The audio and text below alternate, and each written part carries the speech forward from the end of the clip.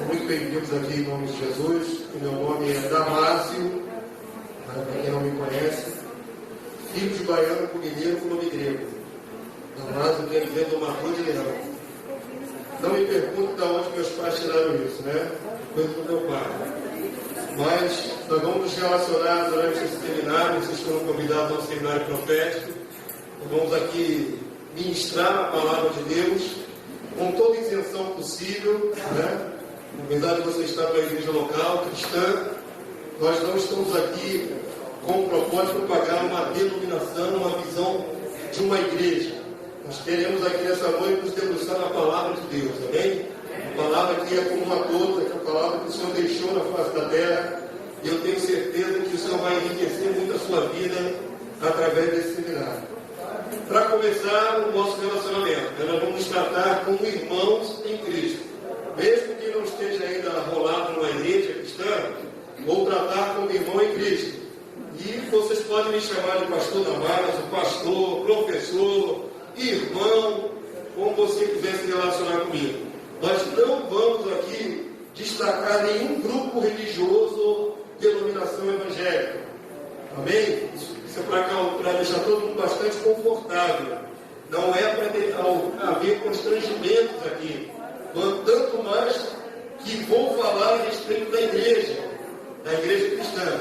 Se eu falasse da igreja A, ou B ou C, traria grande desconforto. Quando eu falar de igreja, vou falar de modo geral. Toda a igreja de Jesus Cristo na face da terra. Amém, querido? Essa é a minha proposta. Eu procuro ser o mais ético possível. Contudo, desde já eu falo para aqueles que estão vindo pela primeira vez. Esse seminário é curto, mas ele é contundente. Mas é bem forte. As horas passam voando. Tem muita coisa boa para vocês receberem e serem enriquecidos nesse seminário. Isso não é propaganda enganosa e qualquer um pode me cobrar no final desse seminário. Amém, queridos? O seminário tem uma regra. Uma única regra. Tudo aquilo que eu vou ministrar aqui diante dos irmãos, nossos amados, vai ter que ter, basicamente, uma palavra bíblica como evidência. Tudo que eu mostrar tem que estar escrito na Bíblia. Essa é a regra principal e única do seminário. De igual forma, vocês vão poder interagir com o pastor, vão poder tirar dúvidas, vão poder se colocar. Não é uma aula passiva que vocês vão ficar só ouvindo, e isso cansa. Podem interagir, devem interagir, né? Na medida do possível, vou tentar atender a todos que pedirem. Levanto o dedinho, eu paro, explico, volto atrás. Mas tudo que for comentado aqui, também da parte de vocês, tem que ter uma passagem bíblica para ser endossada. Amém, queridos? Essa é a única regra. Nós não estamos aqui de maneira alguma passando ideia de homens. Então não tem, eu ouvi não sei aonde, ou então eu ouvi naquela música tal, essa colocação. A única regra que serve aqui é a rocha inabalável, que é a palavra de Deus. Então tudo que mostrarmos está escrito na Bíblia. E tudo que vocês quiserem comentar, de igual forma, ou refutar, ou tem direito, eu não aceito isso, então eu não concordo dessa maneira, mas você vai ter que também respaldar a sua posição na rocha, na palavra de Deus. Amém, queridos? Amém. Fiquem bem à vontade. Dentro da medida do possível, então, vou atendendo, e com o passar do tempo, vocês mesmos vão poder avaliar se vale a pena fazer esse seminário. Agora, todo mundo chega aqui e não sabe o que vai ouvir, não é? Mas já passaram por esses bancos desse seminário cerca de 56 turmas, das mais variadas pessoas e denominações. E a maioria gosta muito da palavra e vai até o fim. Então eu creio que vocês vão ser também abençoados em nome de Jesus. Amém. Amém, queridos Deus. Vamos então orar, pedir a Deus a sua graça. Vocês poderiam ficar de pé só um instantinho, em reverência ao nosso Deus. Não que Deus não nos ouça de joelhos, deitados, acocorados, de todas as maneiras Deus nos ouve. Mas em reverência ao nosso Deus, aquele que nos vê nessa hora, nós queremos agora clamar a sua graça, porque sem ela nada podemos fazer. Sem o auxílio precioso do Senhor não tem como eu ministrar, não tem como vocês receberem. A essência desse seminário, a matéria-prima desse seminário é revelação. E revelação é Deus falando no seu coração. Não é o homem com palavras de persuasão humana, mas é Deus se mostrando a vocês na palavra. Então temos que pedir ao Senhor que faça isso para a glória dele. Amém? Feche seus olhos, vamos orar. Da maneira que você quiser, vai concordando, vai dizendo amém, vai dando glória em nome de Jesus. Em nome de Jesus. Senhor, nós te bendizemos nessa noite. Nós te adoramos na beleza da tua santidade. Tu és o Deus Todo-Poderoso, o Senhor de todas as almas. E nós estamos aqui na tua presença para bendizer o teu nome e para, Senhor, dependendo de ti, receber toda a revelação da tua palavra. Senhor, nós te bendizemos em nome do Senhor Jesus, pela vida de cada um que foi trazido aqui pelo teu Espírito. Clamamos agora, meu Deus, que a tua graça superabundante seja sobre cada vida. Abre o entendimento, Senhor, ministra pelo teu Espírito, para que recebam a tua revelação, em nome de Jesus. Nos permite andar na tua verdade, Senhor. Nós queremos a tua verdade. E todo espírito contrário, toda obra contrária a esta manifestação da tua graça, nós repreendemos agora, em nome de Jesus. Só o teu Espírito, só a tua verdade. Clamamos assim, agradecidos, sabendo que o Senhor nos ouve, em nome de Jesus. Todos podem dizer amém? Amém. Glória a Deus, queridos. Podem sentar, pessoal. Vamos lá. Quando vocês recebem a apostila, deixa eu dar a última orientação. A apostila é grátis, é 0800. Amém? É totalmente 0800. Você não pagará. O seminário, nós entendemos o seguinte: muitos pensam que fazer a obra de Deus é só a base de dinheiro. Nós cremos que, como está escrito, de graça recebemos, de graça damos. É possível fazer a obra sem arrancar dinheiro do povo. Vocês vão ver isso. Não é nenhuma estratégia esperta, não. E aqueles que são de outra igreja, qualquer que seja, não fiquem preocupados, isso também não é pesca no aquário. Estamos chamando ninguém para vir para a igreja local. Vocês vão aqui receber. Nós temos um ministério para oferecer ao povo de Deus essa revelação, de graça. Então a apostila é 0800 e logo depois, daqui uns 35 minutos, temos um lanchinho, um pit stop, que é totalmente grátis também, 0800. Não precisa mexer na sua carteira para tomar um lanchinho, não. Tem um café forte, que é igual uma tintura, muito forte. E quem está no centro vai para trabalhar, né? Está cansado, toma esse café que você vai dar uma revigorada. Então também é grátis o café. Café com bolinho, um biscoitinho, bem simplesinho, mas é de coração. Então vamos lá, queridos. Agora que já pedimos a graça do Senhor, cremos, Ele vai nos auxiliar. Amém, queridos? Vocês, como eu coloquei, vocês têm o direito de perguntar. Então quem quiser fazer pergunta ao longo do seminário, pode fazer. Muito bem.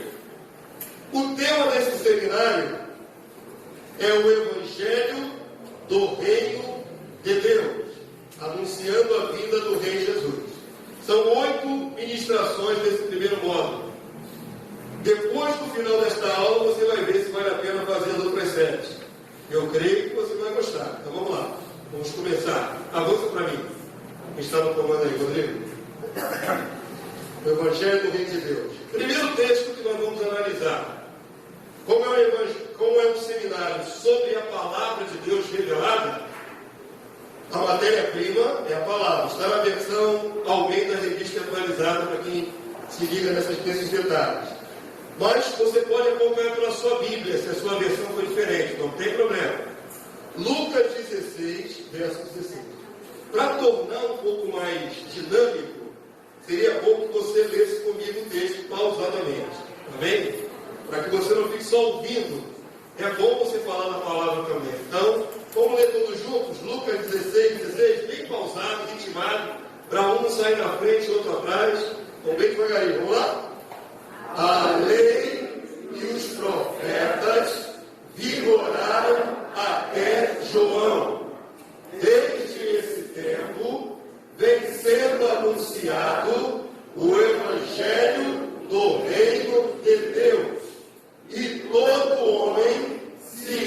esforça por entrar nele. Vamos agora mastigar um pouquinho essa palavra. A lei e os profetas é relativo ao Antigo Testamento. Vigoraram até João. Que João é esse aqui? João Evangelista? João Batista? João Batista. Certo? João Batista é o precursor de Cristo, de Jesus. Ele veio anunciando o Mestre antes que ele se manifestasse.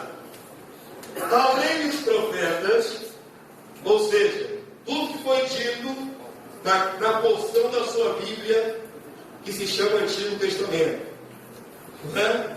Vai até João. João é uma figura especial. Ele é o último profeta da antiga dispensação e é o primeiro da nova dispensação. João é um profeta que fica ali como um marco. O primeiro que Deus levanta depois de 400 anos sem falar com os homens. É João Batista. E ele começa a declarar então essa nova verdade que está na sua Bíblia. Desde esse tempo, a partir daí, do ministério de João Batista, vem sendo anunciado que Evangelho? Evangelho é boa nova. Notícia boa, porque é divina, vem de Deus, e é nova. Coisa que os homens até então não tinham recebido. Essa boa nova é sobre o quê? Qual é a matéria desse Evangelho? Evangelho do quê? Reino de Deus. João Batista então começa a anunciar o reino de Deus. E a palavra de Deus diz assim: e todo homem, aqui gênero de dois, né, englobando também as mulheres, tanto homens como mulheres, se esforça por entrar nele. Entrar nele o quê? Ou onde? No reino de Deus. A boa nova é sobre o reino de Deus. E todo ser humano se esforça por entrar onde? No reino de Deus. Se eu fosse nesse comecinho de ministração perguntar o que você entende por reino de Deus, eu teria talvez algumas colocações de alguns e outros talvez não soubessem falar nada sobre o reino de Deus. Sabe por quê? Reino de Deus, hoje, século XXI, não é matéria de pregação das igrejas. Vou começar a ser contundente logo de cara. É verdade. É verdade. Reino de Deus não é matéria de pregação, não é matéria de estudo da escola bíblica dominical. O reino de Deus foi tirado de foco, vou mostrar isso a vocês. Mas a boa nova é sobre o reino de Deus. Ah, pastor, mas e Jesus? Lógico, sem o Salvador nada feito. Mas tem a pregação do reino de Deus. Então, vamos avançar um pouquinho, que daqui a pouco você vai entender o que o pastor está falando. Profecias sobre o tempo da igreja. Antes que Jesus fosse à cruz, morrer, ressuscitar ao terceiro dia e subir aos céus, ele deixou instruções nos discípulos, que na época ainda não era a igreja propriamente dita. Tinha um punhado de discípulos que o seguiam, né? Os apóstolos e outras pessoas. Igreja vai ser igreja mesmo propriamente dita a partir do Pentecostes, no livro de Atos dos Apóstolos. Ali é a inauguração, entre aspas, oficial da igreja. Até então tinha um bando de seguidores, que ora estavam com Jesus e ora iam embora. Jesus não vai embora. Se escandalizavam de Jesus e iam embora. Então, nesse momento, antes de subir aos céus, Jesus deixou algumas palavras proféticas, falando sobre o futuro da igreja e da humanidade. Esse anúncio profético está em Mateus capítulo 24, verso 11. E eu gostaria que todos falassem junto comigo o texto bíblico. Vamos lá, juntos? Levantar-se-ão muitos falsos profetas e enganarão muitos. A profecia é agradável? Que Jesus disse? É interessante? É legal? Não. Tenebrosa. Jesus está anunciando que iam se levantar, surgir alguns falsos profetas. É isso que está escrito? Hã? Muitos falsos profetas. Certo? E eles vão enganar algumas pessoas só. A proporção de falsos profetas aumenta a proporção dos enganadores. enganados. Enganarão? Quem está anunciando isso? Jesus. Certo? Anunciando que isso iria acontecer. Ele é o verbo vivo, a verdade de Deus encarnada. Se Jesus falou, é porque iria acontecer. Não tem mentira nos lábios de Jesus. Estava profetizando o futuro da igreja. Para a gente entender um pouco essa passagem, vamos entender o antagônico. Está falando de falso profeta. O que é um verdadeiro profeta? Vamos partir do que é positivo para a gente entender o negativo ali. O que é um verdadeiro profeta? Pode participar agora, vontade. É aquele que prega a verdade. Fala a verdade. Quem que é a figura do profeta na Bíblia? Os profetas tinham que função? Anunciar o quê? Verdade. Mas o que mais? Está faltando um detalhe. O profeta anunciava coisas futuras. Coisas que ainda iam acontecer. Previsões. Não é? Coisas que Deus iria fazer, estavam no coração de Deus, mas ainda ia acontecer dentro do tempo. Mas basicamente previsões verdadeiras. Verdade de Deus, tá certo? Então os profetas eram inspirados por Deus para anunciar o que estava no coração de Deus, tá certo? Esse é o verdadeiro profeta. E os falsos, que é o que Jesus anuncia ali? É o contrário. De onde vem a palavra que sai dos lábios desses profetas? De Deus?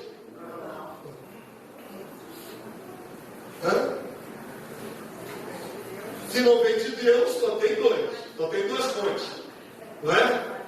Só tem Deus e o inimigo das nossas almas, certo? O diabo, o enganador, o capiroto. Eu chamo, tem um monte de apelidinho engraçadinho dele, mas aquele que quer nos destruir, nos matar, quer levar a humanidade junto. Então presta atenção, se os verdadeiros profetas falam aquilo que vem de Deus, do coração de Deus, e portanto vai se cumprir, os falsos profetas trazem o que na sua pregação? Engano, mentira, falsidade, desviando o coração dos homens da vontade de Deus, certo? O Senhor mostrou na sua Bíblia que haveria um tempo de apostasia. Apostasia é um tempo em que as pessoas acreditariam naquilo que não é de Deus, um período de engano. Jesus falou ali na sua palavra, vai se multiplicar muitos pregadores falsos. E o efeito dessa multiplicação de pregadores falsos é que muita gente vai se enganar. E está apontando para o futuro. Certo? Vamos avançar. Mateus 24, 11, agora vamos seguir o verso 12 até o 14, a mesma profecia. Então, indo devagarinho. Alguém quer fazer uma colocação, pergunta agora? Quer completar o raciocínio para depois perguntar? Vamos completar um pouquinho mais o raciocínio? Vamos lá? É a mesma profecia, mas estamos mastigando devagarinho. Leia comigo agora só os varões, só os homens. Vou deixar as mulheres descansar um pouquinho. Vamos lá? Só os varões comigo. Vamos lá? E por se multiplicar a iniquidade, o amor se esfriará de quase todos. Aquele, porém, que perseverar até o fim, esse será salvo. Amém? É verdade, Jesus é bem. Agora, continua apontando para um tempo tenebroso, né? Jesus está avisando, olha, vai surgir um monte de falsos profetas e vai enganar muita gente. E por se multiplicar essa iniquidade é não justiça. Literalmente, a palavra iniquidade, segundo as Escrituras, significa não justiça, o contrário da justiça. Injustiça. Então, prestem atenção. Jesus está avisando que vai surgir falsos pregadores. Muitos. Não é? E muitos em seu nome. E vão trazer doutrinas que não são de Deus. Palavras falsas. E por causa da multiplicação dessa iniquidade, desses conceitos errados, dessas mentiras, desses enganos, tem um efeito. Causa multiplicação da iniquidade. Efeito. Qual é o efeito? Causa vai multiplicar a iniquidade. Qual é o efeito? O amor se esfriará. O amor é a verdade de Deus. Por conseguinte, consequência, o amor ao próprio Deus. Esse esfriamento do amor que Jesus está anunciando se dá num pequeno grupo. Observe os detalhes do texto. É sempre uma coisa muito grande e abrangente. Tá certo? É um pequeno grupo? O que diz o texto? Quase todos. Vamos arriscar um percentual em números? Vamos arriscar um percentual? O que você diria que é quase todos em percentual? 50% é quase todos? 50% é mais ou menos, metade. Quanto é quase todos? Os 90% seria um número aproximado de quase até mais. Quase tudo. Agora vamos analisar o que Jesus avisou que ia acontecer. Está nada agradável esse seminário, né? O pastor chama a gente vem aqui, né, nesse lugar, para falar coisas tristes. Calma que vai melhorar, mas eu estou aqui com um propósito. Eu tenho que revelar a vocês coisas que estão ocultas há séculos. É isto mesmo que vocês estão ouvindo. Então, não tenham medo. Vamos devagarinho, você vai entender. Está escrito que ia se multiplicar o engano. Está escrito aí? Está escrito que o efeito dessa multiplicação de engano afetaria uma grande maioria? Está escrito? Amém. Vamos lá. Pastor, esse amor que está se referindo no texto é em relação à igreja? Isso é uma boa pergunta. Os falsos pregadores pregam aonde? Para a igreja ou para o mundo? Para a igreja. Para a igreja. Quem é que prega? Quem é que prega? Pastores. Sei que você vai achar contundente mais do que está escrito, mas é verdade. E eu sugiro falsos pregadores para pregar doutrina assim dizendo que estão. Certo? O efeito disso é o esfriamento do amor. A palavra de Deus diz assim: o vosso amor aumente mais e mais no pleno conhecimento. Então a palavra de Deus diz que quanto mais conhecemos de Deus, mais amamos. É proporcional. Quanto mais você conhece a Deus, mais você ama a Deus. Quanto menos você conhece a verdade de Deus, menos você ama a Deus. É bem proporcional. Então quem tem pouco conhecimento de Deus, tem um Deus lá distante. É um Deus que pouco interage. Quando você conhece mais a Deus, porque o Deus fica mais vívido para você. Então, a verdade que você tem é proporcional à sua experiência com Deus. Se você tem pouca verdade, porque ouviu falsas doutrinas, o vosso amor é parcial. Isso é fato. Isso é fato. Certo? Por que eu posso afirmar que o efeito disso é na igreja e não no mundo, que não conhece a Deus? Quem conhece a Deus? Aqueles que ouvem a palavra. Quem não conhece a Deus está no mundo. Por que eu posso afirmar dentro do texto que essa profecia iria se cumprir na igreja? Onde está a palavra que mostra aqui que isso é para a igreja? Isso, meu amado. Porque a palavra de Deus diz sobre esse contexto todo: porém, o que perseverar até o fim, esse será salvo. Está falando de pessoas que têm direito a se salvar, da salvação. Tem conhecimento para se salvar. Certo?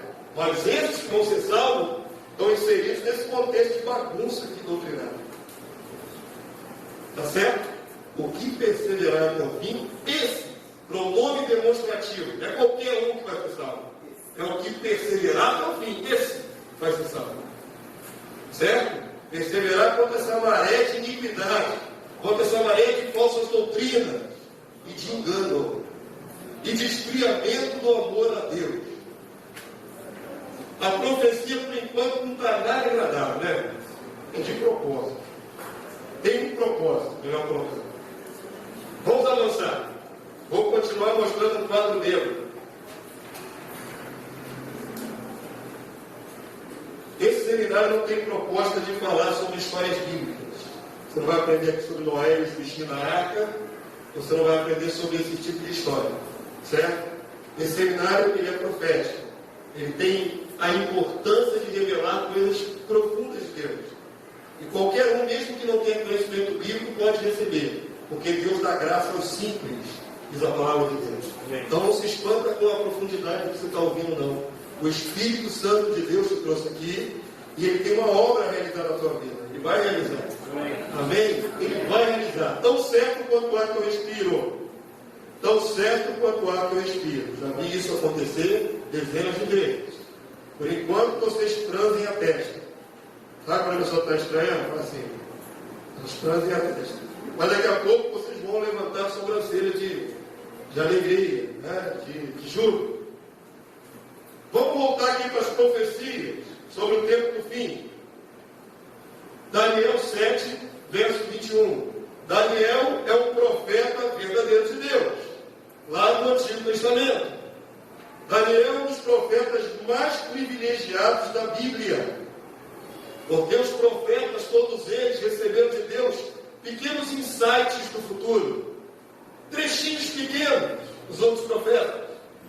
Sabe quando você vai ao cinema e você está esperando o filme principal começar e passam aqueles trailers, aqueles pedacinhos dos outros filmes, não é? Uma coisa pequena, condensada? Assim os outros profetas receberam pequenos insights, pequenas visões do futuro. Mas Daniel não. O profeta Daniel no Antigo Testamento, Deus permitiu ele ver o filme todo até ao tempo do fim. Daniel que consegue enxergar tudo, mesmo sem entender.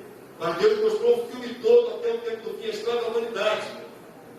Daniel no Antigo Testamento, Paulo e João que escreveu o Apocalipse. Esses tiveram uma visão mais completa do todo. Então presta atenção, Deus está dando visão a Daniel lá no Antigo Testamento, do futuro. Agora vou deixar os varões descansarem e vou pedir às varoas, às irmãs, que leiam com o pastor. Vamos juntos? Podem ler comigo? Vamos lá. Eu olhava e este chifre fazia guerra contra os santos e outra profecia dura de tragar, né? Difícil de engolir. Daniel está vendo uma visão do futuro de um chifre que fazia guerra contra os santos. E o pior, né? Fazer guerra contra os santos, o diabo sempre faz. Os principados e potestades sempre fazem. Os demônios menorzinhos também fazem. Mas esse chifre fazia guerra contra os santos e o que é prevalecer? Vencer, sobrepujar contra eles. Essa profecia de Deus? Claro que é. Ué, como é que não? Apesar de ser terrível e negativa, ela é de Deus. Foi Deus que colocou no coração de Daniel e escreveu com a peninha dele lá na Bíblia. Ou nos manuscritos dele depois tornou a Bíblia. Mas foi escrito por Deus. Como é? Ah, sempre tem um celular para fazer isso, né? Ainda bem que tem uma outra coisa, né? Tem de time, tem umas coisas. Vamos lá, voltar aqui para a concentração da palavra. Daniel está vendo um chifre que faz guerra contra os santos e prevalece contra ele. Logicamente, não era um monstro chifre. Não é isso que Daniel está vendo. Um monstrão chifre. Já pensou? Um monstro chifre que vai perfurando os cristãos, é isso? Logicamente que não é isso. A Bíblia tem símbolos, signos, não é? Tem simbologia em algumas passagens, principalmente as passagens proféticas. Chifre simboliza o que na Bíblia? Essa é a pergunta. O chifre na Bíblia, todas as vezes que aparece, tem uma simbologia. Significa algo. O que significa o chifre na Bíblia? É mais que o diabo. O diabo é um. Tá? Chifre na Bíblia significa o quê? Todas as vezes que aparece chifre na Bíblia. Símbolo. Significa poder. Seja ele humano ou seja ele demoníaco. Chifre é um poder, um principado, uma potestade. Pode se referir a um rei humano. Você pode ler na Bíblia uma passagem que está falando do levante de um homem, de um rei, de um líder. Vai aparecer simbolicamente um chifre. Então, chifre na Bíblia significa um poder, seja ele humano, um rei, um príncipe, um governante, seja ele um principado, uma potestade demoníaca. Não sei quantos sabem, mas os demônios, a terça parte dos anjos que se revoltaram junto com Satanás e foram expulsos do céu, a palavra de Deus diz que os anjos são miríades e miríades, um número incontável de anjos. Não há um número certo na Bíblia. Talvez milhares, milhões talvez de anjos, mas uma terça parte foi expulsa junto com Satanás, entrou na rebelião e foi expulsa. Então, queridos, a palavra também de Deus diz que a nossa luta não é contra carne e sangue, mas contra o quê? Principados e potestades nas regiões celestiais. Você sabia, talvez alguns não saibam, que os demônios operam sobre as nossas cabeças? Você sabia disso?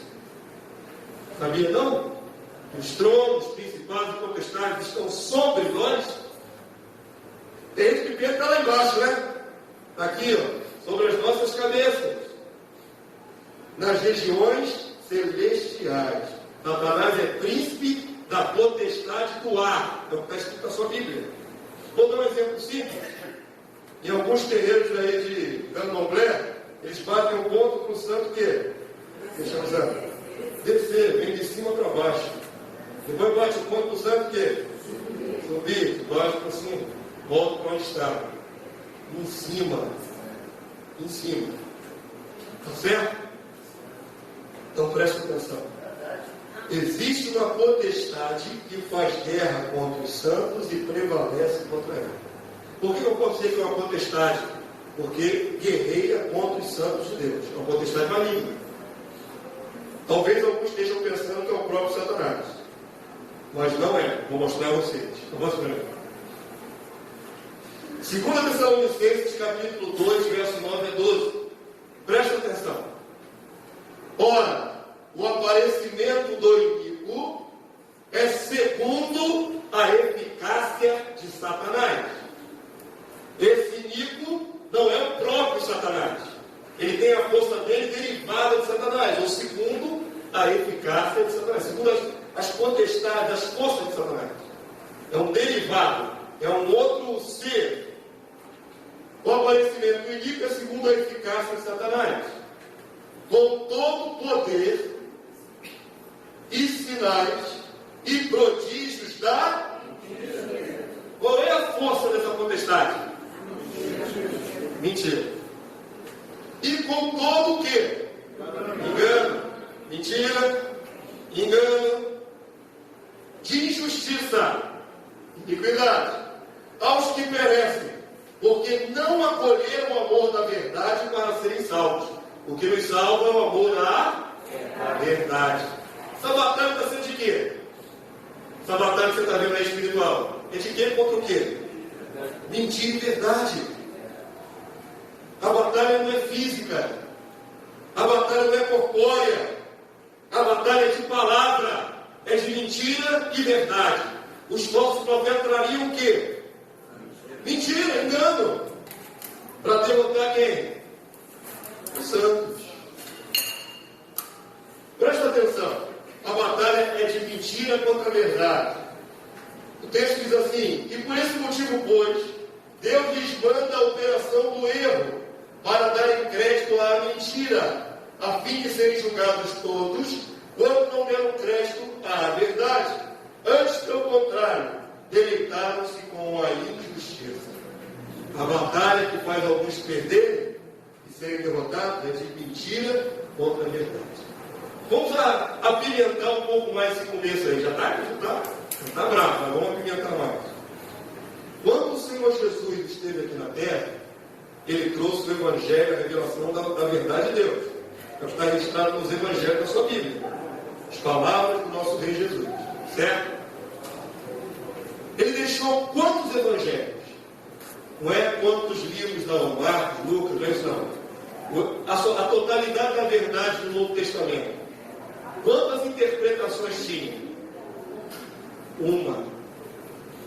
Havia um só evangelho pregado pelos apóstolos. Eram 12 apóstolos. mas uma só verdade. Quantas verdades existem hoje no século XXI, em cima dos mesmos textos? Estão entendendo o que o pastor está colocando? Quando Jesus deixou o Evangelho, havia uma só verdade, uma só igreja, um só batismo, uma só fé. Passaram-se 21 séculos, estamos no século XXI, da era cristã. Quantas verdades tem, às vezes antagônicas umas às outras, nos dias de hoje? Cada um chuta para um lado. Não é assim? Não é assim? Não é assim? Estou exagerando? Vamos lá, vou apimentar um pouquinho mais. Com a proliferação de igrejas, principalmente evangélicas, uma mesma rua tem 6 igrejas, uma quadra, né? Tem uma de um lado, outra do outro lado da rua, outra do lado, uma do lado da outra, e assim vai. 6 igrejas, imagina, né? Na igreja A prega X, na igreja B prega Z, na igreja C prega Y. E todos eles com a mesma Bíblia na mão. Não é assim? É assim? E às vezes o que está aqui nesse lado da calçada prega contra o que está do outro lado da calçada e os dois estão com a Bíblia na mão. Por que é assim? Se o Senhor deixou apenas um evangelho, uma única interpretação. Vocês vão entender. Se não estão entendendo, se não conseguiram chegar até agora, vão entender. Vão entender. Vou exemplificar. O irmão estudou aonde? No primeiro grau. Vamos facilitar. Vamos no começo da escola. Aonde que é? Na José Silva, né? Estudou aqui na Pichincha. Deixa eu pegar o outro aqui que estudou em outro lugar. Pedrão, você estudou aonde? No Pentágono, ali na freguesia, não é? Valqueiro. Um estudou no Pichincha, outro estudou no Valqueiro. Na tua infância, te ensinaram que 1 mais 1 é igual a quanto? 2. E para você? 2? Outros colégios não eram diferentes? Provavelmente com uniformes diferentes, talvez até com metodologias de ensino diferentes, mas 1 mais 1 é igual a 2 nesse colégio, 1 mais 1 é igual a 2 nesse colégio. Pode ter cor diferente no colégio, pode ter uniforme diferente, professores diferentes, mas a essência é a mesma. 1 mais 1 é igual a 2. É assim com a palavra de Deus? Com o Evangelho? Pode ter várias cores diferentes em cada igreja, mas o Evangelho tinha que dar o mesmo palavra, tinha que dar o mesmo resultado. Por que não é assim? Vamos voltar para cá. Avança aí. É para pensar, né? Daniel 8:12. Vai ficar pior agora, hein? Se prepara. A visão vai tornando o negócio cada vez mais tenebroso. Daniel 8:12. Agora eu gostaria que homens e mulheres lessem comigo. Vamos lá? O exército lhe foi entregue como sacrifício diário por causa das transgressões. E aí? É visões que Deus está dando do futuro para Daniel lá atrás.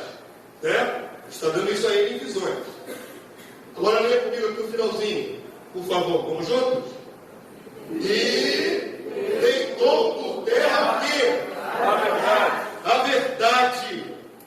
E o que mais?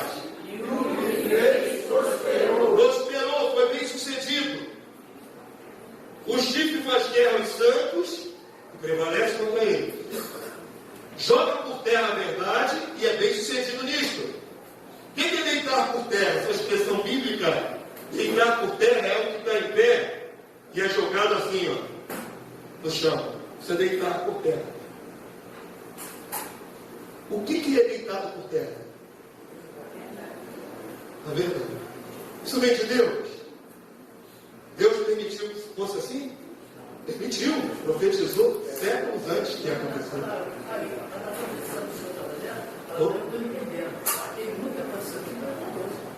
Tem palavras da Bíblia que não é de Deus, tem até relato na palavra de Deus do próprio Tiago, o que o Tiago falou, está certo. Mas essa profecia dos lábios do profeta de Deus é de Deus.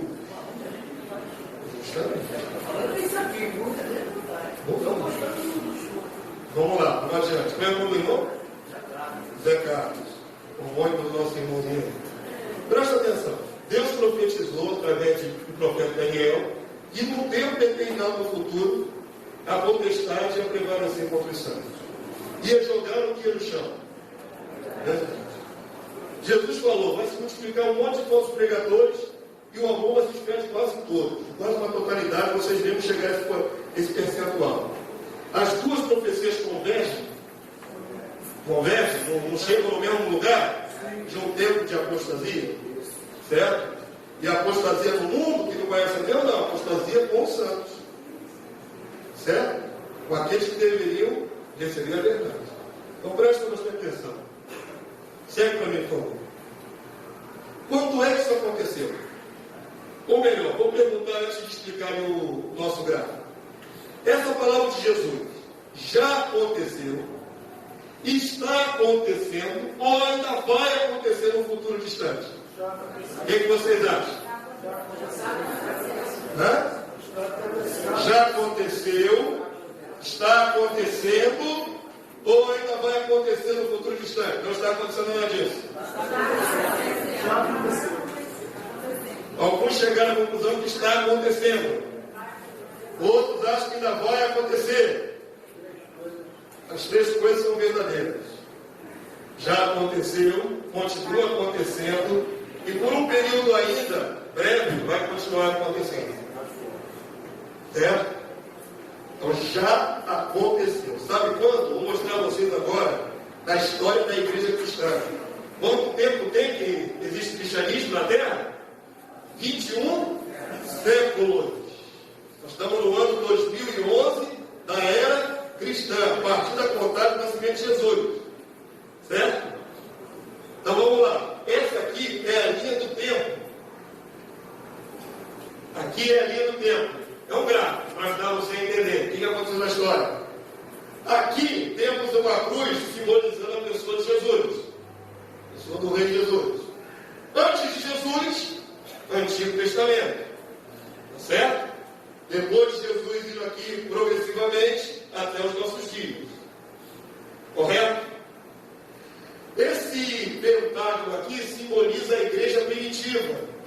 A igreja que o Senhor Jesus deixou na terra, através dos apóstolos e aqueles que o sucederam.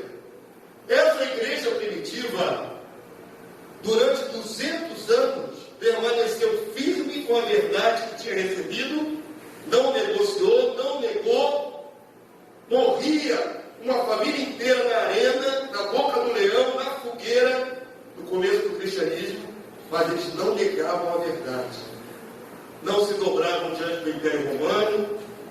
Antigamente passavam uns filmes muito bacanas, isso é muito tempo atrás, só os mais antigos vão lembrar. Passavam esses filmes cristãos que mostravam os irmãozinhos na arena, sendo feito pelos leões, né? Aqueles filmes da Metro Golden Mayer da década de 50.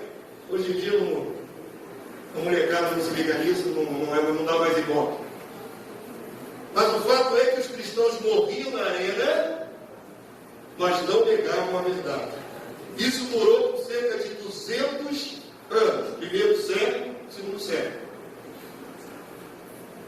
Depois disso, depois de suportar 200 anos de aflição, o cristianismo começou a ser atacado por uma potestade.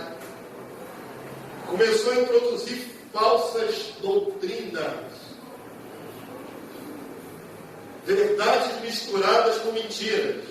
A estratégia do inimigo, segundo a eficácia de Satanás, não é trazer uma mentira escancarada, porque nenhum cristão ia aceitar uma mentira, não é? Vocês vão imaginar o seguinte: se algum pregador chegasse dizendo assim, ó, Jesus nasceu numa poça d'água, ninguém ia aceitar um negócio desse, porque isso é uma mentira escancarada. A sutileza dos falsos pregadores não era esta. Era falar um pouco de verdade e introduzir um pouquinho de fermento na mentira. Não a mentira completa, mas, queridos, um pouquinho de fermento leveda toda a massa. Se você colocar 90% de verdade e 10% de mentira, o resultado final é mentira. Porque a verdade de Deus é absoluta, é 100%. Compreenderam? Vou dar um exemplo bem prático. Sempre falo isso antes do jantar, alguns nossos maridos, mas vamos lá. Vocês se lembram de geleia de mocotó em barra? Não é da minha infância, não é do copo. No meu tempo era do copo. Se você aproveitar que minha geleia, vai ficar com copo. Muita gente fez a cozinha com um monte de copo de geleia de mocotó em barra. Hoje em dia é caixinha, né? A caixinha de papel, tá? Eu acho que as crianças nem comem mais geleia de mocotó em barra. Quero que comem. Mas hoje nem comem mais. Na minha época só tinha geleia de mocotó em barra. Você imaginou aquela geleia de mocotó em barra? Aí você vai dar aquela primeira colherada e tem uma baratinha dentro da geleia de mocotó em barra. O que você faz? Come assim mesmo? É só tirar a baratinha. Não? Não dá não para tirar só a baratinha e comer o resto? Por que não pode comer o resto? Porque está contaminado. Está contaminado. Estão compreendendo o que está sendo colocado aqui diante de vocês? 100% de verdade, 90% de verdade, com 10% de mentira, está contaminado. Regenera tudo. O Evangelho que Jesus deixou era 100% de verdade. O legado dos apóstolos para a igreja era 100% de verdade. Não tinha mentira. Não tinha 1% de mentira. Hoje nós temos tantas verdades, entre aspas, antagônicas entre si. Será que está todo mundo certo? Mesmo falando um contrário do outro? Pode estar todo mundo certo ao mesmo tempo? Então presta atenção. A potestade conseguiu introduzir o engano lá no segundo século. Do terceiro para o quarto século, surgiu uma igreja cada vez mais humana, com dogmas humanos, com ideias humanas. Essa igreja, que tem a sua sede em Roma, dominou o mundo por cerca de 14 séculos, sem nenhuma oposição. O resto não diz o nome. Precisa dizer o nome? Não, né? Igreja baseada em Roma? Precisa dizer o nome não, né? Um imperador, entre aspas, se converteu ao cristianismo e a partir dali a igreja passou a ser romana. A igreja que tinha nascido em Jerusalém passou a ser romana. E a partir dali, tudo que os homens inventaram passou a valer tanto quanto as escrituras. Tudo. Sabe como é que é chamado esse período nos livros de escola dos seus filhos? Eles estudam isso lá para a terceira, quarta série no livro de história? Isso não é preconceito com o pastor, não. O livro de história dos seus filhos se chama de Era das Trevas. Porque uma igreja dominante mantinha a humanidade subjugada através da ignorância. Tomaram a palavra na mão do povo, ficaram com o monopólio, não deixaram mais ninguém ter acesso à Bíblia e ensinavam conforme dava na cabeça. Para variar, em latim. Quem não sabia latim, que era a maioria, estava latindo, né? Esse período é chamado na história de Era das Trevas. Não tinha verdade disponível. Hoje você tem quantas Bíblias você quiser. Você vai ali numa loja e compra o que você quiser. Mas durante vários séculos, não tinha Bíblia no povo. Era o que os líderes religiosos dissessem e acabou. E quem não concordasse era herege. Estava arriscado a fogueira. A menor das hipóteses, prisão para sempre, uma masmorra bem suja, desterro, vai ser exilado, fogueira e outras coisas mais, decapitação, forno, e era herege. É o que nós estamos dizendo, acabou e que não concordar é herege. Simples assim. Essa igreja vai dominar durante esses séculos todos, e só vai haver uma mudança no século XVI. Com a reforma protestante. Todo aquele que aqui dentro foi evangélico é oriundo do ramo protestante. E protestou contra a igreja cristã que estava vigente.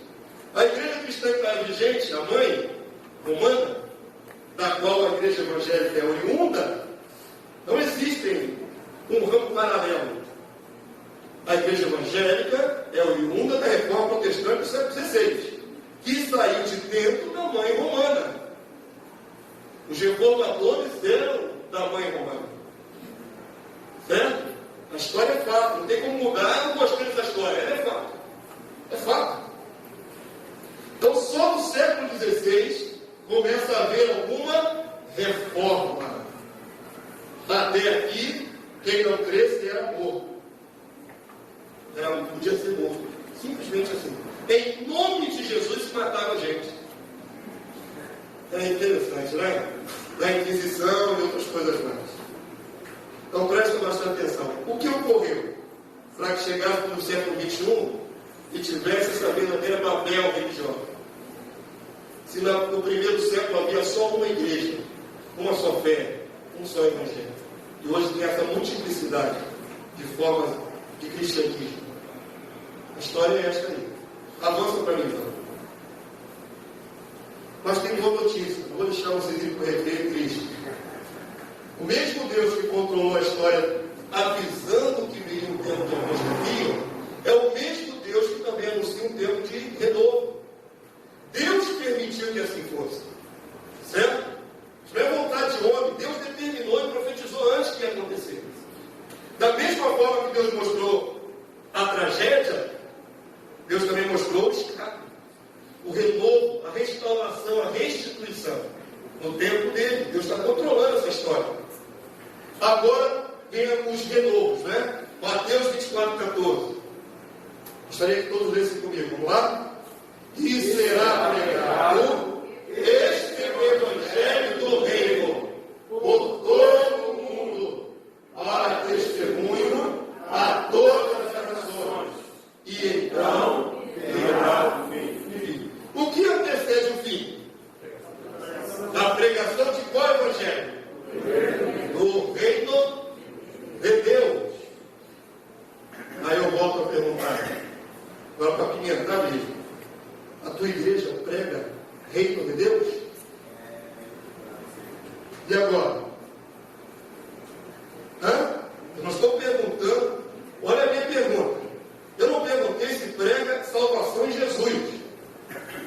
Foi isso que eu perguntei. Eu perguntei se prega evangelho do reino de Deus. Não é nome de igreja, tá? Falando a essência do evangelho. Prega reino de Deus. Vai ter que ser pregado antes do tempo do fim. Testemunha a todas as nações antes do tempo do fim. Certo? Então vamos lá. Daniel 7, verso 22. O verso anterior diz que ele fazia guerra contra os santos e prevalecia. Mas agora vem o alívio. A continuação da profecia diz, vamos lá? Até que veio o oceano de dias e fez justiça aos santos do Altíssimo. E veio o tempo em que os santos possuíram. Amém? Amém. Quem perseverar nesse seminário, estamos só introduzindo. Mas quem perseverar nesse seminário, chegou aqui sem conhecer o que é reino de Deus, vai enxergá-lo todo na sua Bíblia. Quem não trouxe Bíblia, por favor, amanhã possa trazer. Deve trazer. Porque o que nós vamos mostrar aqui está na sua Bíblia. O problema não é o que está escrito aí. Está entendendo? Vocês vão ver, principalmente a partir do dia de amanhã, que Jesus não tinha outra pregação. Assim como João Batista, Jesus só pregava: o reino de Deus é chegado, está vindo. O nosso Senhor Jesus só anunciava o reino de Deus, está na sua Bíblia. As parábolas são sobre o reino de Deus. O problema é que ninguém prega sobre isto nos dias de hoje, porque isso foi tirado de foco da igreja. Há um interesse maligno em que o reino de Deus não seja pregado, anunciado, estudado. O foco foi completamente desviado. Você já leu, quem já leu aí os evangelhos, já passou por eles, mas andou como se estivesse andando de bicicleta, por cima deles, foi embora. E nós aqui vamos parar e vamos textos para examinar. Pela graça de Deus, jogar luz nesses textos, amém? Amém. Vocês vão ver de novo o reino de Deus na sua vida. Em nome de Jesus. Eu prometo que vai passar. Promessa que eu posso cumprir. Não é promessa falsa, não. Vamos lá. Vamos adiante. Deus começou a restaurar a visão. Não foi Deus que permitiu que houvesse um tempo de apostasia, em que a verdade fosse lançada por terra? Mas Deus mesmo providenciou que restauradores se levantassem. Homens que pagaram preço até com a sua própria vida para devolver à igreja o conhecimento que tinha se perdido ao longo de séculos de Era das Trevas. Um desses homens começou a pregar sobre salvação pela fé.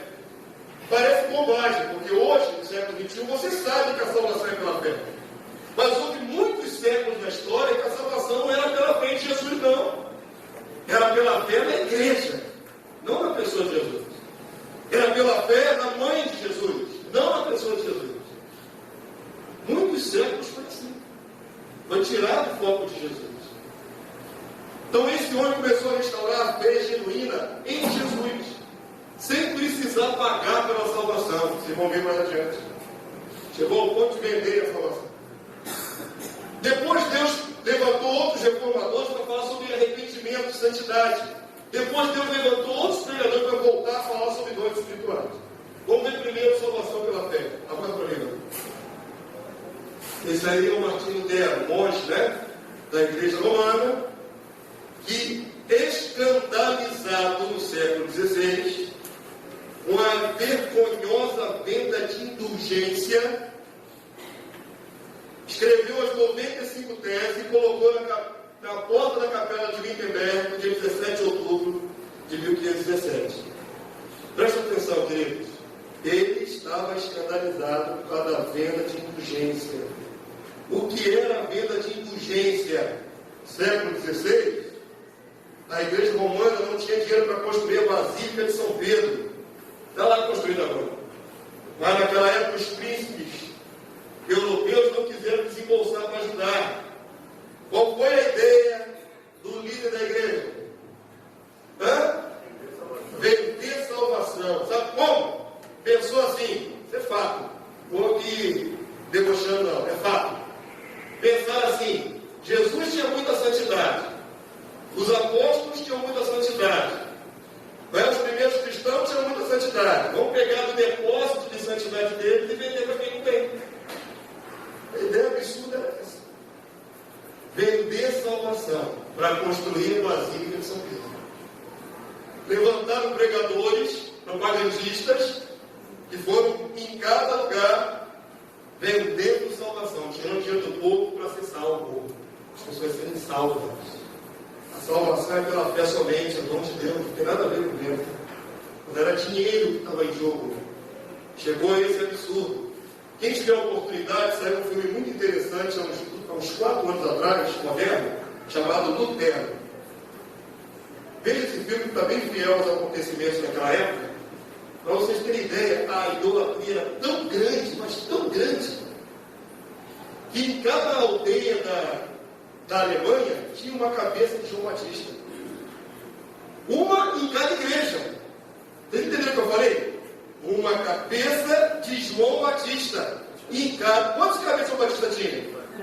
Só tinha uma. Pelo amor de Deus. Nem a original, ninguém pegou. Pelo amor de Deus. A original deve ter sido enterrada. Tinha uma em cada igreja. Certo? Chegaram ao cúmulo. Isso você pode jogar no Google que você vai achar. De guardar um pouco do leite do seio da Virgem Maria. Como é que fizeram isso na Idade Média, eu não sei. Existe, eles guardaram um pouquinho de leite do seio da Virgem Maria. Como é que tiraram e guardaram? Não me pergunte. A idolatria era uma coisa absurda. Nesse contexto de pouca verdade e muito engano, esse homem se levantou para pregar contra a venda de indulgência. Mostra para mim, Rodrigo, história em quadrinho. Esse é João Tetzel, um dos maiores propagandistas da venda de indulgência da época. Ele pregava o seguinte, que a alma dos meus parentes está tudo lá no fogo, né? Que eles inventaram lá no foguinho, temporário. E aí está chegando seu pai e sua mãe lá no fogo. Se você botar a moedinha no cofre, a alma dele, pula de lá. Quem não queria? Olha que pregação, mas sem vergonha, né? Mexendo com o sentimento das pessoas. Você botar uma moedinha no cofre, a alma do seu parente pula. Está no fogo. Vai no fogo. Com essa enganação e um povo que não tinha conhecimento nenhum da verdade de Deus, se vendia indulgência. E Lutero começou a proclamar, a protestar contra essa vergonhosa venda de indulgência. Mostra para mim como é que era o diploma de salvação que vendia na época. Essa aqui é uma cópia que está no Museu da Alemanha de um diploma de salvação da época, todo em latim. É uma cópia autêntica, inclusive assinada por o Pio da época aqui, ó. Está vendo aqui, ó? Está bem apagadinho, mas é isso aqui. Pio 11, se não me engano, está bem apagadinho. Isso era um diploma de salvação, era vendido. Aqui eu não entendo nada de latim, mas a gente arrisca algumas traduções, que não é tão difícil assim não, olha só. Está escrito aqui nessas linhas maiores aqui, ó. Forma, está vendo aqui, ó? Forma. Aí tem uma palavra difícil aqui, ó, absolutóticos. Totis e vita. Forma de absolvição total em vida. A pessoa pagava, por mais que tenha feito pecado, pagava e, segundo eles, a pessoa era absolvida na hora dos seus pecados. Por dinheiro. Aí tem outro detalhe aqui na cláusula. Forma, tem aqui um monte de palavras.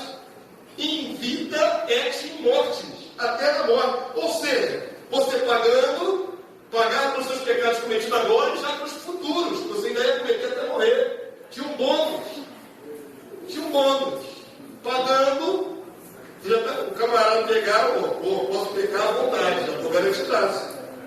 Eu estou aqui com esse diploma de salvação, está na mão. A igreja fez isso. Então Lutero se levantou, ele deu da palavra de Deus que a fé é dom de Deus. Não vem de obras, para que ninguém se glorie na presença de Deus. Compreenderam? Quando ele leu isso na palavra, porque naquela época a Bíblia não era disponível como é hoje, não. Os livros eram imensos antes da invenção da imprensa, eram copiados à mão em mosteiros. Bíblias enormes, livros imensos. E para que nem o copista que estava escrevendo, copiando uma da outra, levasse para casa, elas eram presas com grilhões na própria mesa. Nem o camarada que trabalhava ali, o único que podia manusear a Bíblia, não podia levar para casa. Ficavam presas em mosteiros das Bíblias. Naquele tempo, o próprio Lutero demorou a ter acesso à Bíblia. Quando ele teve, e Deus mostrou a ele aqueles versículos, foi o suficiente para acontecer uma revolução no cristianismo e libertar milhares de mentes desse cativeiro. Revelação é Deus se mostrando ao homem. Mas não estava escrito aquilo ali já há 14 séculos, 16 séculos. Só quando Deus quis, um homem leu e entendeu. Compreendem isso, queridos? A Bíblia está disponível para todos. Mas esse livro aqui não é um livro natural, só com português. É um livro espiritual. Você pode ler de capa a capa e não entender absolutamente nada. Mas com a graça de Deus, Deus ilumina o seu entendimento e você entende. Quando Lutero entendeu que a salvação era pela fé e não pagava, era dom de Deus, aquilo ali libertou a vida dele e ele começou a pregar e libertar a muitos. Revelação é Deus se mostrando ao homem. Amém, queridos? Essa foi a primeira grande revolução, Deus colocando o bonde de volta no trilho. Vamos lá para você, deixa eu ver se já pode. Chama lá, pode não? Pergunta até aqui. Já está na hora do seu recreio. Passa rápido, viu? Talvez passar rápido, passa muito rápido. Daqui a pouco acabou a aula. Vamos lá, perguntas até aqui. Ninguém teria uma pergunta? Depois vamos dizer que eu não dei oportunidade, né? Tem alguém que vai lá. Será que a minha pergunta vai ser boa? Conteúdo da história, porque hoje em dia ninguém fala tudo que ele quer falar. É verdade. Hoje em dia o evangelho é o seguinte: quem tem dinheiro é pastor. Sabe por que, querida? Sabe por que é o seguinte, pastor? É uma coisa da santificação. A Bíblia tem que ler no Espírito. Justamente. Se o Espírito não mostrar, já era. Vai ler agora, vou fazer uma piadinha aqui. Pouco Flamengo Fluminense, todo mundo sabe. Mas quando quer ver a Bíblia, ninguém pega a Bíblia para facilitar. Aí diz assim, irmão, aí vamos ali lá na igreja do irmão, o poder cai. É o que o senhor falou aí. Cada igreja. As pessoas querem a bênção só. As pessoas vão atrás da multidão, mas não da verdade. Da verdade. O que é que esses créditos fazem todos? O amor à verdade. Verdade é cansativo, né, meu irmão? Quando o senhor fala da verdade, muita gente pode estar aqui no toque, mas não vê não.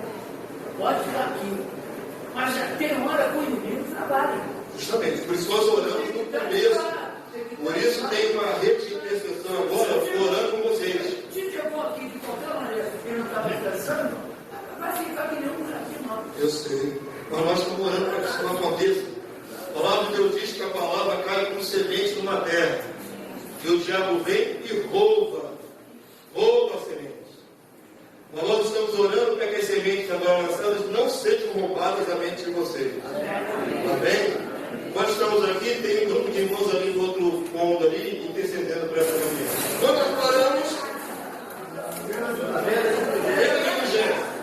passamos disso já. Deus agora levanta um homem que enxerga que a salvação não é vendida. Você não precisa pagar a salvação. A salvação é pela fé. Certo? Hoje, para você e para mim, é mole acreditar nisso. Mas naquela época, a igreja não pensava dessa maneira. E aquele homem ali pagou um preço altíssimo. Só não foi morto pela providência divina, que foi excomungado e deveria ter sido morto, como outros anteriores a ele. Mas Deus o guardou, através de alguns homens, guardou esse homem. E aí Deus também permitiu que o homem inventasse uma máquina, na mesma época da reforma, que alavancou a reforma, que foi a imprensa do PBR. A primeira coisa que ele imprimiu foi uma Bíblia. Até então, só a igreja romana tinha Bíblia. A partir de agora, a Bíblia começou um processo de multiplicação de exemplares e o povo pôde ter a palavra na mão de Deus. Glória a Deus, né? Avança para mim. Mas, Deus então começou. Vocês estão compreendendo o que aconteceu? Deus havia profetizado que haveria um tempo de pouca verdade. Isso se cumpriu. E Deus foi também profetizando que faria justiça aos santos do Altíssimo. Então a verdade seria devolvida ao povo. Só que não foi devolvida de uma vez só. Não foi na reforma de Lutero que toda a verdade que foi perdida ao longo dos séculos foi restaurada. Deus restaurou a visão da salvação pela fé. Mas outras coisas que a igreja estava totalmente deturpada não foi restaurada no tempo de Lutero. Deus teve que levantar outros homens séculos depois e dar a eles visão da palavra para restaurar outras verdades. Esse aí é John Wesley.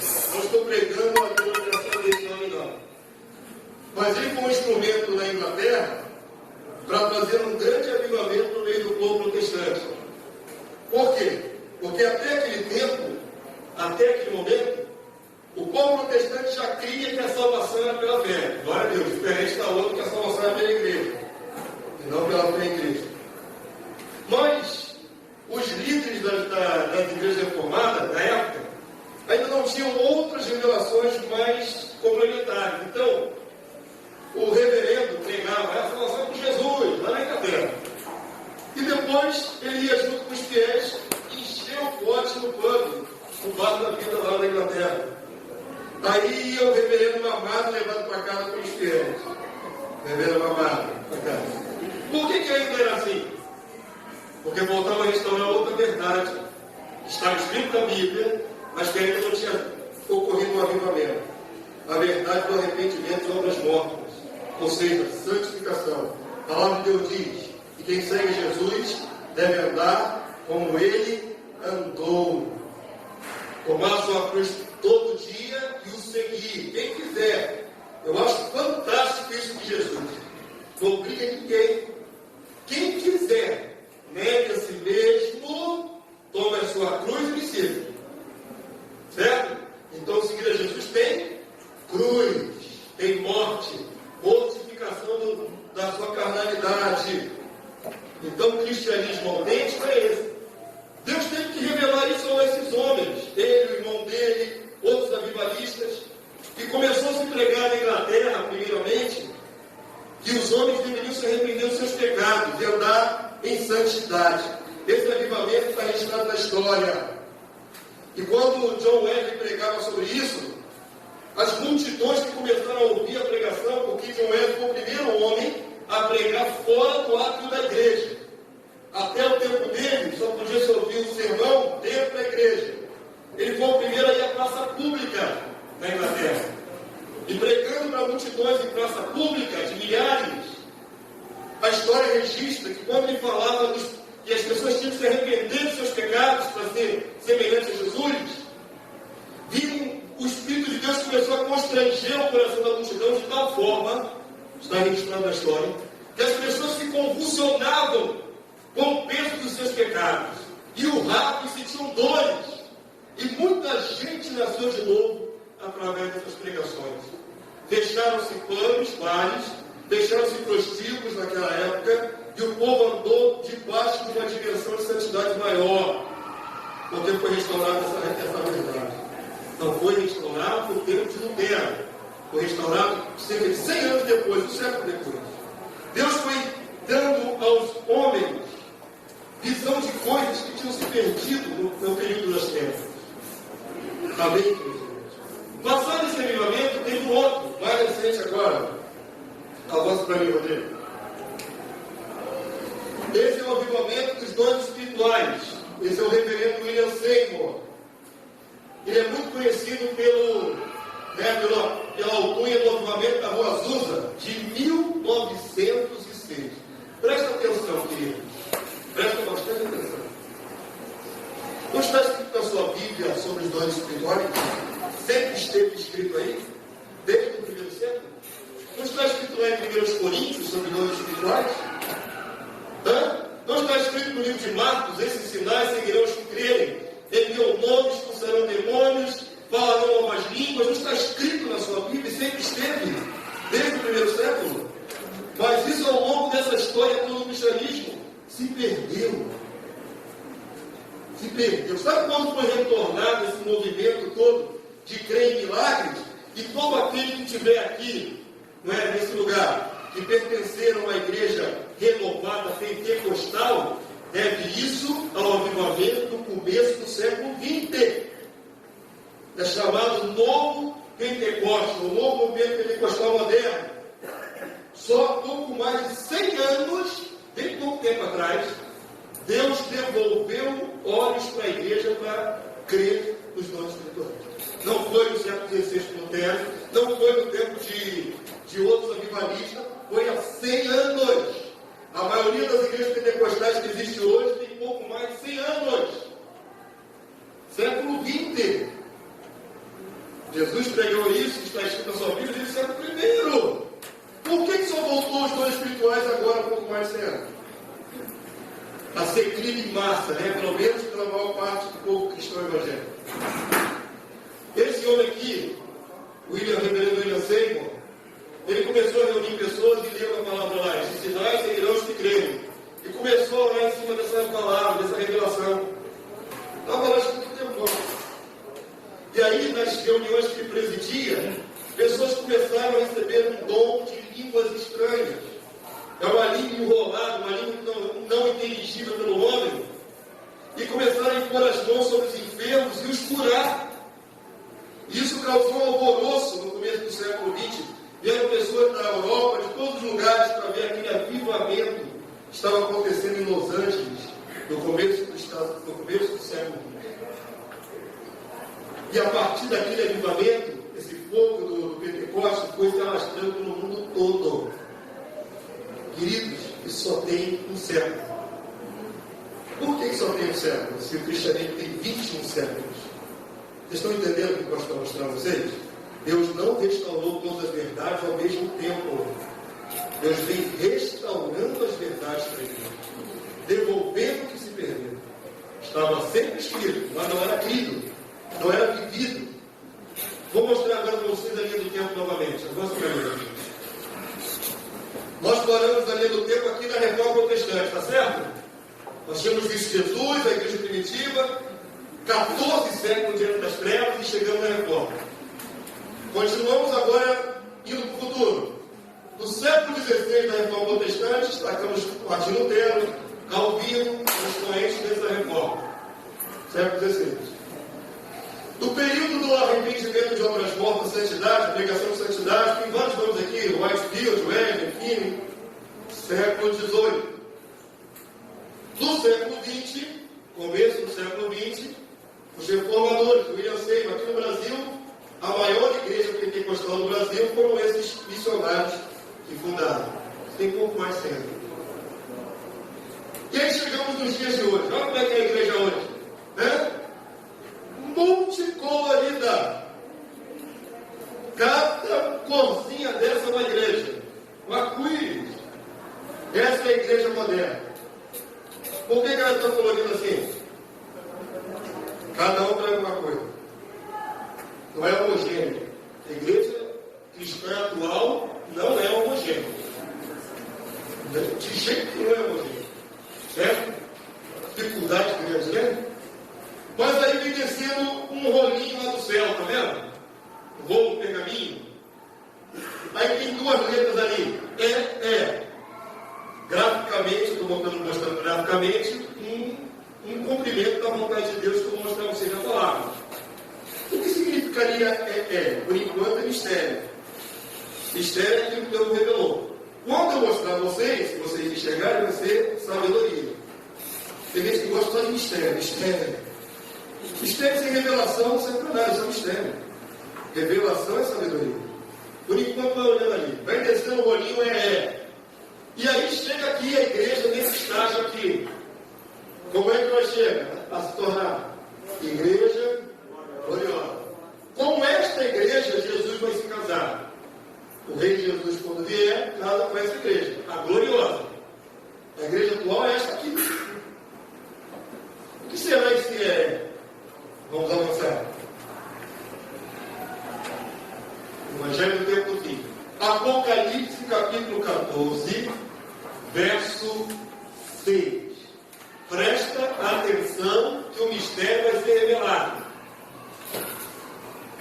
Vi outro anjo voando pelo meio do céu, tendo um evangelho eterno para pregar aos que se assentam sobre a terra, e a cada nação, tribo, língua e povo. Anjo não prega. Anjo é missão de Deus, traz a revelação. Esta palavra diz que no tempo do fim, perto do tempo do fim, o anjo traria a revelação. O evangelho eterno. O que é o EE? Já pegaram, mentes espirituais que são inteligentes. É isso? A pergunta de vestibular para a mais inteligente da noite. Não sempre houve evangelho na terra. Sempre. Nunca deixou de ter Bíblia na face da terra. Por mais que entraram que mais, que o diabo levantou várias perseguições, mas nunca deixou de ter a escritura na face da terra. A pergunta de vestibular é a seguinte: se sempre houve evangelho na terra, por que no tempo do fim Deus tem que mandar do céu o evangelho eterno para ser pregado para todo mundo, toda a tribo, língua, população? Essa é a pergunta. Se sempre houve evangelho na terra, por que antes do tempo do fim tem que vir do céu o evangelho eterno? Por quê? Por quê? Mas não tem na terra. Mas não tem na terra, estou perguntando. Por que Deus tem que mandar do céu? Deus não está mandando da Bíblia. Não é isso. Você está trazendo por meio do anjo a revelação do Evangelho. Olha a qualidade desse Evangelho, dessa boa nova. Ela é eterna. Lembram que Jesus disse que será pregado, Mateus 24, 14, será pregado este Evangelho do Reino a todas as nações antes do fim. É um pronome demonstrativo, né? Bem claro. Este, aquele que Jesus pregou. Pergunta é: se sempre houve evangelho na terra e continua tendo, por que pouco antes do tempo do fim tem que vir evangelho eterno, aquele que Deus planejou do céu para a terra? Diga, meu irmão. É o evangelho da salvação. Ele tem outro nome. Ele tem outro nome, não é o evangelho da salvação. Qual é a qualidade desse evangelho que tem que ser pregado no tempo do fim? Valeu já. O evangelho do reino de Deus. Eu perguntei: você tem ouvido pregação sobre o reino de Deus? É essa a matéria da pregação que você tem ouvido? O tema das pregações que você ouve é sobre reino de Deus. Estão entendendo o que o pastor está falando? E quem perseverar até as próximas aulas vai enxergar isso com mais clareza ainda. Então tem que vir do céu antes do tempo do fim o evangelho eterno para se pregar de novo na face da terra. E Paulo diz, não pode ser outro que vier um anjo do céu trazendo outro seja anátema. Não é outro, é o eterno. Mas tem que vir de volta. Porque na terra tem evangelho, é aquela geleia de mocotó em vaso com a baratinha dentro. Entenderam a instrução? Avança para mim. Daniel, como eu disse, viu todas as verdades. Mas ele não entendeu nada. Imagina o profeta Daniel, coitado. Antes de Jesus, séculos antes de Jesus, veio o nosso futuro. A cabecinha do Daniel veio o nosso futuro. Ele não entendeu nada. Imagina ele vendo carros, prédios. Um homem que viveu 2000 e tantos anos lá atrás. Mais de 2.400 anos atrás. Deus mostrou a ele, mas ele não entendeu nada. Só viu e registrou. A palavra de Deus diz assim, Daniel 12, 8 a 9.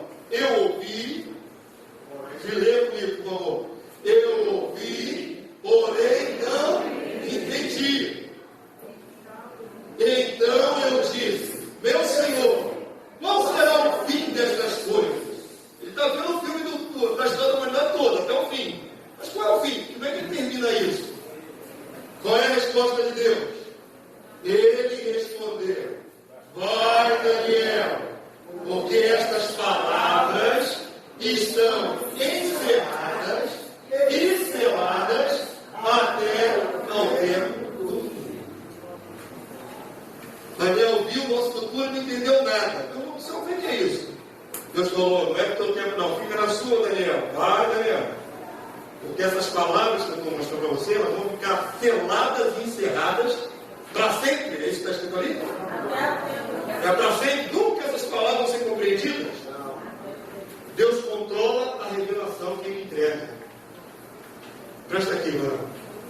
Na antiguidade, a palavra era em pergaminhos ou rolos, né? Papiros ou pergaminhos. Papiros de origem vegetal, pergaminhos de pele de animais. E era feito em rolos. Nem rolo de macarrão que botava aqui. Tem quando já tiveram a oportunidade de ver? Tinha aquelas abas aqui de rolo de macarrão, né? E se abria o rolo assim. Tchum. As cartas também eram assim. Então se colocava, para que ninguém visse o conteúdo, se colocava uma parafina, cera, derretida aqui, ó. Isso era o selo. Quando não se queria demonstrar o que estava no conteúdo, pingava a parafina aqui, ó. E normalmente colocava o brasão do rei aqui, para tornar inviolável. Deus deixou o entendimento destas palavras seladas e encerradas até ao tempo do fim. Muitos durante esse século tentaram lê-la e não entenderam, porque não era o tempo ainda. Mas no tempo do fim, Deus descerra esses selos e abre. Agora todo mundo pode entender. Estão entendendo? Nós vamos ficar intangíveis até o tempo do fim. No tempo do fim está na hora de abrir, vocês entenderem. É o tempo de Deus. Por isso as revelações estão sendo progressivas e contínuas. Porque no tempo do fim, a igreja tem que ter acesso a essa revelação. Amém, queridos de Deus? Vou mostrar para vocês no outro texto. Mostra para mim, Rodrigo. Apocalipse 10, verso 7. Presta atenção. Está profetizado. Mas nos dias da voz do sétimo anjo. Peguei a folha do irmãozinho, não devolvi, né? O diabo já vai resolver isso aí. Devolve ali, mano. Obrigado. Ele viu que eu não devolvi. Presta atenção aqui, por favor. Toda a concentração. Mas nos dias da voz do sétimo anjo. Vou fazer uma pergunta para quem conhece um pouquinho de Bíblia. O que anuncia o sétimo anjo? São 7 anjos tocando trombeta. Toca o primeiro, toca o segundo, toca o terceiro, toca o quarto, toca o quinto, toca o sexto e aí toca o sétimo. Quando o sétimo e último anjo tocar a trombeta, anuncia o quê? Anuncia o quê? A volta de Jesus.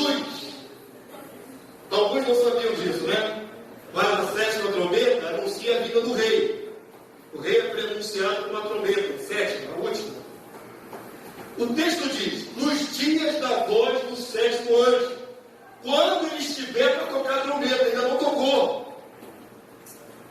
É nesse período aí, antes de ele tocar a trombeta, o último anjo tocar a trombeta, e Jesus descer. Cumprir-se-á então o mistério de Deus, segundo ele anunciou aos seus servos, os profetas. Sabe tudo que tem na Bíblia profetizado e você não entende? Porque Deus selou o entendimento que só abre quando ele quer? Antes da volta de Jesus, quando tocar sempre a trombeta, antes desses dias, o que era mistério vai se cumprir. Se você e eu não ter entendimento. Amém? Está profetizado que antes do toque da sexta, aí Jesus desce, ou seja, antes da vinda do Rei Jesus, os mistérios vão se cumprir. Tudo que foi profetizado está na sua Bíblia pelos profetas. Vamos avançar. Agora, nesse texto de Apocalipse, o anjo já tocou, porque a história do Apocalipse conta até o fim. O que vai acontecer? O texto anterior, o anjo não tinha tocado. Era tempo de eu revelação dos mistérios. Agora, nesse ponto aqui, o anjo já tocou. É a hora derradeira da volta de Jesus. Então, gostaria que você lesse comigo. Nesse momento aqui, já é o posterior ao outro. Vamos lá? O 7º anjo trocou a trombeta, e houve no céu grandes vozes dizendo o quê? O reino do mundo se tornou de nosso Senhor e do seu Cristo, e ele reinará pelos séculos dos séculos. Amém. Amém? Vamos tocar a sétima, já era a volta de Jesus e o estabelecimento do seu reino. Vocês estão desfamiliarizados de reino. Então, ou sobre isso, mas está escrito. Está tudo escrito. Amém, querido Deus? Toque da sétima trombeta, sai da mão do usurpador, o mundo jaz do maligno. Quem é que é o príncipe desse mundo? Satanás. Sai da mão do usurpador e vai para o monte tem direito. Quem é o rei? Deus e nosso Senhor Jesus Cristo. O Senhor e o seu Cristo. Amém? Avança para mim. A igreja do tempo do fim. Alguém quer fazer uma pergunta nesse ínterim aí? Não? Pastor, nunca consegue tomar uma besteira completa. Dificilmente. Vamos lá. A igreja do tempo do fim. Eis a igreja do tempo do fim. Essa aí. O trubufu aí. Essa é a igreja de Jesus Cristo na terra hoje. Meu irmão. A gente fala assim de maneira caricatural para não chocar. Mas essa não é a igreja de Jesus? Sim, senhores. Cada cabelinho daquele é uma denominação diferente. Tem o caracoladinho, tem o crespo, tem o preto. Certo? A igreja tem um olho grande. Ó. Do outro lado, a igreja tem um olho pequeno. Enxerga nada, não tem revelação de nada. A igreja tem algumas que tem mastigam a palavra, escola bíblica dominical, outras nem isso tem. Vamos falar a verdade, irmãos, e ficou um negócio engraçado antes do recreio, não é? O pastor dele lá, ó, por favor, não diga o nome do pastor. Questão de ética. Então, vou falar uma coisa para vocês que é verdadeira. Em algumas igrejas, tem 1h30 de louvor, tem meia hora de profecia, movimentos espirituais, mais meia hora, e a palavra, ó, 5 minutos. Ele conhece a igreja. E aí? Aprendeu o quê? Se é a palavra que faz a diferença, que liberta. Bênção à vontade, a palavra, ó. Então, algumas não têm dente para mastigar a palavra. Se você olhar cada retalho desse, é uma denominação. Umas têm braço grande, fazem muitas obras sociais, um monte. Outras têm braço pequeno, faz nada. Umas têm os pés grandes, vão fazendo missão, vão caminhando pelo mundo todo. Outros têm os pezinhos pequenos, não saem do lugar. Mas tudo isso junto, fora as manchas, fora as máculas, fora as cicatrizes, são os pecados, pecado dentro da igreja? Juntando tudo isto, é a noiva do Cordeiro atual. A igreja de Jesus Cristo. Com o qual ele deveria casar. Mas Jesus vai casar com esse que não foi? Não. Querem ver que não? Para profetizar. Vamos lá, vamos avançar. Efésios capítulo 5, 26 e 27. Por mais que esteja assim, e por mais que eu tenha, às vezes, até você possa ter uma visão pessimista, pastor, a igreja é feita de homens. Homens são imperfeitos. Por isso essa briga toda, essa divisão toda, nunca vai ser uma igreja unida. Eu não creio nisto. Eu não creio nisto por causa da palavra de Deus. Eu creio que o Senhor vai fazer uma obra na igreja, já tem começado essa obra, que vai unificar os filhos de Deus num único evangelho. Isso não é ecumenismo. Ecumenismo é você dar o braço a alguém que não pensa igual a você. E mantém a mente dele com o credo dele e você dá o braço a ele. Isso é ecumenismo. Só está junto. Eu estou falando de unidade da fé. Até que todos cheguemos à unidade da fé, do pleno conhecimento do Filho de Deus. Isso é unidade da fé, como era no princípio. Uma só fé. Isso eu creio. Por que eu creio? Efésios 5, 26. Jesus vai fazer uma obra na igreja para que a santificasse, tendo-a purificado por meio da lavagem de água pela palavra. O que é que vai limpar a boca do cordeiro? A palavra. Qual que é a palavra? Não, palavra suja continua sujando. Palavra da verdade vai limpar a boca do cordeiro. Para apresentar a si mesmo. Como é que ele quer receber essa noiva? Que é a igreja. Diga aí só. Para apresentar a si mesmo o quê? Igreja gloriosa. Sem mácula, nem ruga, nem coisa semelhante. Porém, santa e sem defeito. Você crê nisso, querido? Eu creio nisto. Eu creio. Pode ainda não existir essa igreja na terra. Mas eu creio que ela vai se levantar. Uma igreja de homens e mulheres que vão pagar o preço de viver a palavra. E vão se santificar por ela.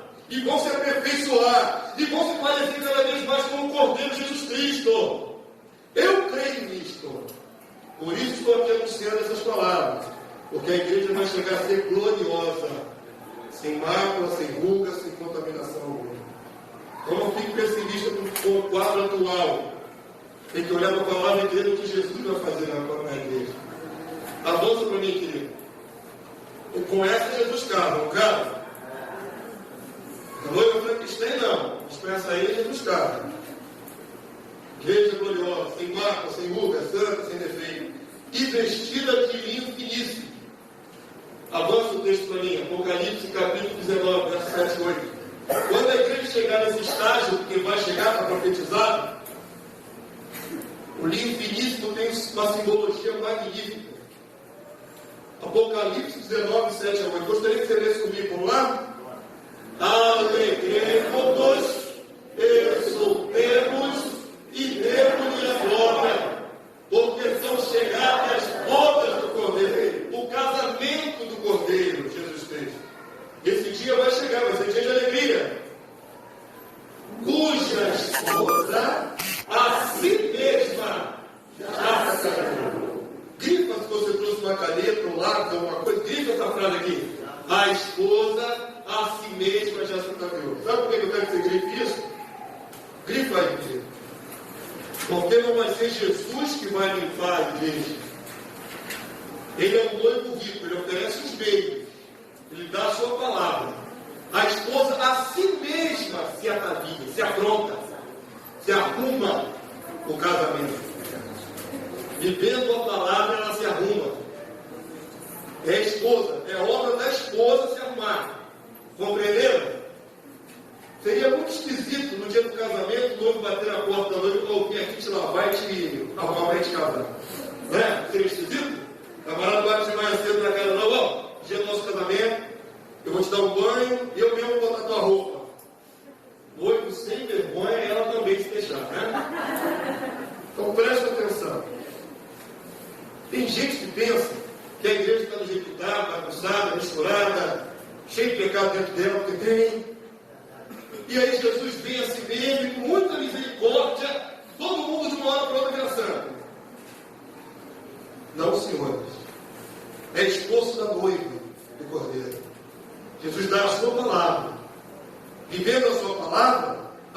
se atavia. A palavra ataviar, no sentido original, eles usavam aquelas roupas esvoaçantes, tinha que se cingir, né, com cinto, se amarrar. A noiva se prepara. Amém, queridos? Não é Jesus que vem vestir a noiva. Você e eu temos que ler a palavra e nos prepararmos para o encontro com o casamento. A palavra de Deus diz que roupa é essa da noiva? Pois foi-lhe dado vestício de linho finíssimo, resplandecente e puro. O linho finíssimo são as obras, os atos, as atitudes de justiça dos santos. Atos de justiça meu e teu, de cada um de nós, nos prepara para o casamento com Jesus. Compreenderam isso, queridos? Os atos de justiça é da igreja, da noiva. Ela se prepara para o casamento. Quem não praticar atos de justiça está fora. Mas eu creio que vocês não foram trazidos aqui por uma casa. Não acreditem em casa. Eu creio que Deus está dando a oportunidade a vocês de ouvirem estas palavras. Você já tem condição de aquilatar se vale a pena voltar no dia de amanhã, né? Já tem condição de avaliar. Hoje foi só a introdução. Amanhã falarei do reino propriamente dito. Hoje só mostrei o desvio histórico da igreja. E o final da igreja é este: ser uma igreja perfeita para casar com Jesus. Eu creio nisso. Para terminar, no dia de hoje, que foi a primeira aula, eu espero até mais ou menos 8 horas. Muita gente vem do trabalho, vem de longe, convidados, não sabem direito onde chegar. Mas a partir de amanhã, 7h30 da noite, eu já estou introduzindo a aula. Certo? Não vou esperar até 8 horas. Quem chegar mais cedo, por volta de 7h20, 7h30, já vai tirando dúvidas, porque nós podemos conversar bastante sobre esses detalhes. Não é? Ficam lacunas que precisam ser preenchidas. E por volta de mais ou menos 15 para as 8, já estou começando a nova aula. Amém? Vocês compreendem isso? Eu não posso todo dia começar às 8, porque também senão termina muito tarde. Eu tenho que começar mais ou menos um pouquinho antes. Então, se você está dando valor àquilo que você está ouvindo, você pode chegar mais cedo, chegue mais cedo em nome de Jesus. Amém, Deus? Como eu disse, eu estou aqui para enriquecer vocês. Eu não ganho um centavo de vocês. Eu não tenho pretensão de arrancar um centavo de vocês. Vocês vão ser enriquecidos com o entendimento da palavra. Para terminar, eu vou deixar um mistério no ar. Eu não vou explicar esse versículo. Não vou. Vamos ficar de pé. Vocês vão ler o versículo para casa, é só o versículo na cabeça. Talvez alguns de vocês, mesmo que sejam cristãos antigos, nunca tenham reparado nesse texto. Nunca. Tem uma promessa magnífica aí. Nós vamos só ler. Eu não vou dar uma luz sequer sobre o que está dizendo aqui. Quem quiser, como diz aí nessas novelas, né? Não perca a cena dos próximos capítulos. Amanhã nós vamos continuar. Vamos ler juntos. O reino e o domínio e a majestade nos reinos debaixo de todo o céu serão dados ao povo dos santos do Altíssimo. O seu reino será reino eterno, e todos os domínios o servirão e lhe obedecerão. Amém? Você pode dizer amém mesmo não entender o que diz? Eu não vou falar não. Acabou. Amém, queridos. Chama a irmã que apenas está meio febril. Vamos abençoar a vida dela. Eu quero também abençoar a vida da família que está enlutada. Nosso irmão hoje perdeu seu pai, nosso irmão Júlio. Quero também orar pela sua vida, pela sua família. Amém, queridos? A graça de Deus seja sobre a sua vida. Em nome de Jesus. Quantos acham que foram abençoados nessa noite? Levanta sua mão ao céu assim. Amém. Em nome de Jesus, eu repreendo todo o mal sobre a tua vida. Repreendo esta febre em nome de Jesus. Saia do corpo da serva do Senhor. Determino agora em nome de Jesus que todo esse mal saia da sua vida. Em nome de Jesus. Amém. Pai querido, nós clamamos nesta noite, Senhor, que a tua graça superabundante teus filhos que aqui chegou. Que a tua obra que já foi iniciada tenha continuidade no dia de amanhã. Pai querido, eu clamo nesta hora que o teu Santo Espírito vá convencendo cada coração. Que em nome do Senhor Jesus, eles possam testificar, Senhor, que ouviram a tua voz nesta noite, que ouviram a tua revelação, e que na noite de amanhã possam estar aqui para receberem mais. Em nome de Jesus. Clamamos também pela família do teu servo Júlio, Senhor. Tu sabes da sua perda nesta noite. E eu clamo em nome do Senhor Jesus, que o teu poder se aperfeiçoe agora na vida dos teus servos, desta família enlutada. Que, Pai querido, o nome do Senhor seja glorificado na vida dos teus servos. Conforta e consola cada coração, para a glória do teu nome. Leva os teus eleitos em paz. Leva os teus filhos guardados pelo teu poder, e que possam chegar bem nos seus lares. Nós clamamos crendo e confiando que o Senhor é conosco, em nome do Senhor Jesus. Quantos podem dar glória a Deus por isto?